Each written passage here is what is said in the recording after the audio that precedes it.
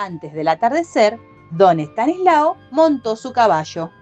Quería llevar la buena noticia a todos los rincones.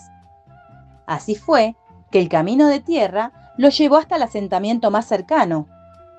Allí, las paisanas tomaban mate, los gauchos jugaban a las cartas y los niños jugaban y reían.